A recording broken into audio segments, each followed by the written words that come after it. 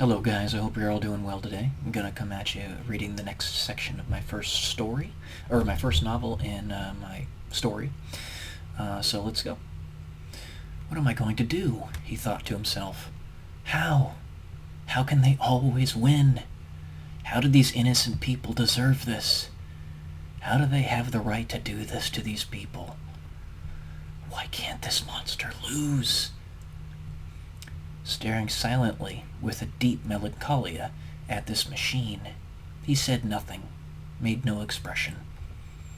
He let out a blood-curdling roar as tears poured down his face, a bellow so powerful it cracked the screen of the edifice that towered over him.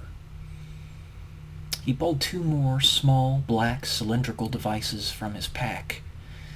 He pushed a hidden button on the one he held in his left hand, causing it to instantaneously produce a thin, glass-like oval large enough to cover the left half of his body. It had two black circles on it. It seemed to refract the surrounding light in such a way that gave the circles a three-dimensional appearance, though they had no depth.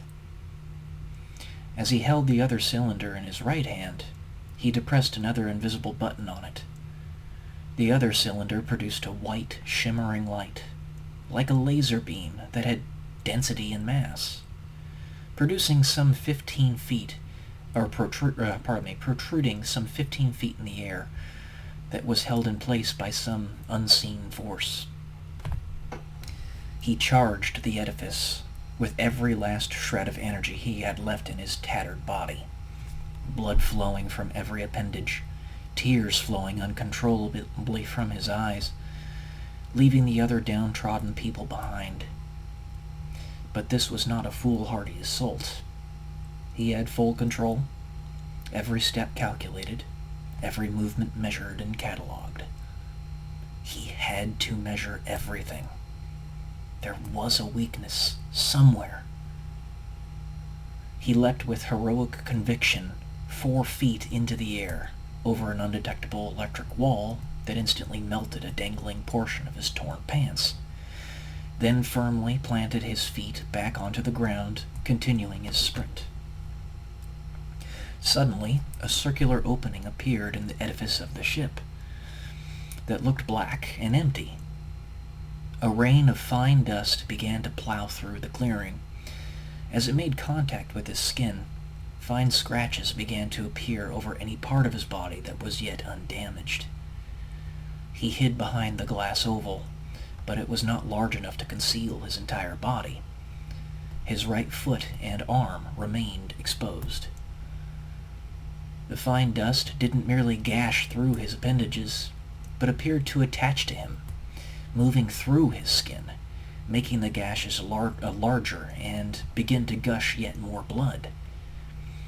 He let out another roar of pain, eyes squinted closed.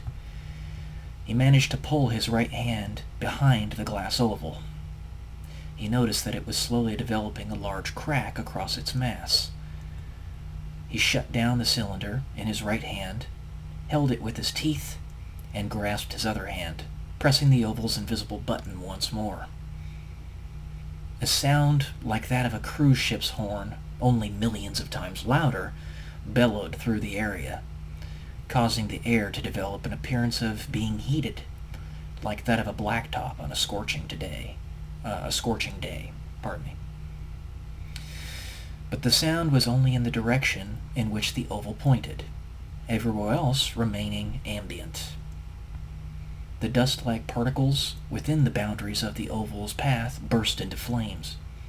He was just within range of the edifice as he watched the black nose below the monitor of the ship begin to melt. After it melted, it immediately hardened and fractured into several large pieces. Within the opening, barely visible, was what appeared to be the fins of an immense missile of some sort. The downpour of particles continued, as his calf muscles were becoming exposed, the pain growing more excruciating with every passing moment. He propped the glass-like oval into the dirt and took the other cylinder back into his right hand. He clicked another invisible button on it, causing a column of white light to extend from the opposite end 15 feet into the air. And that's it for this section. I will come at you with the next one shortly. Love ya. Peace.